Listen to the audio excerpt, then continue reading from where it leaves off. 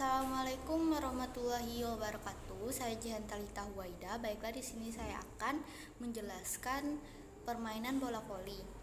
Bola voli merupakan olahraga yang dimainkan oleh dua tim yang saling berlawanan. Masing-masing dari tim memiliki 6 anggota. Tujuan dari permainan bola voli ini adalah melempar bola dari atas net agar bisa jatuh ke daerah lawan.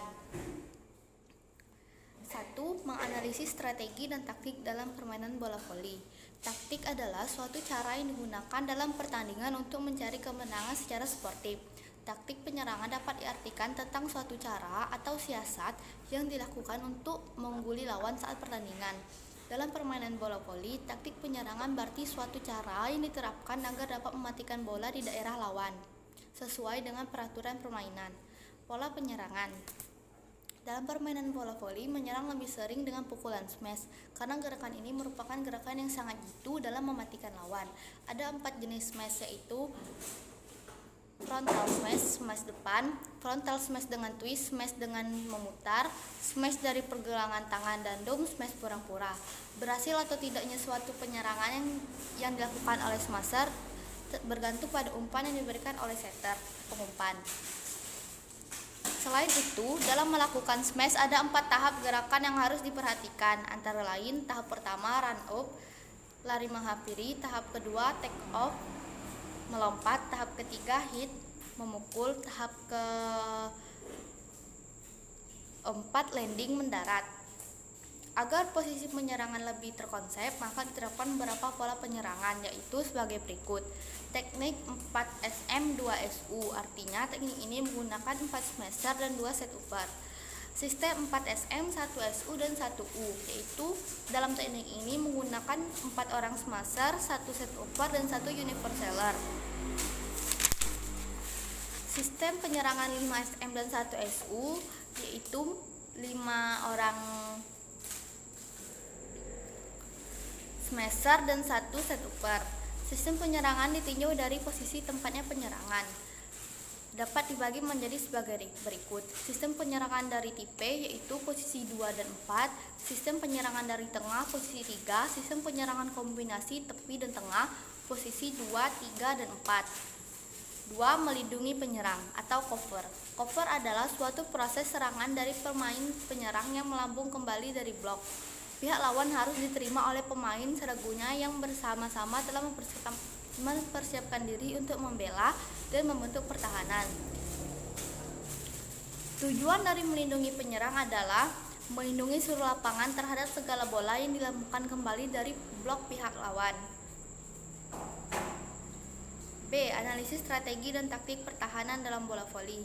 Strategi dan taktik dalam pertahanan bola voli dilakukan oleh pemain bertahan dalam keadaan pasif, berharap lawan melakukan kesalahan.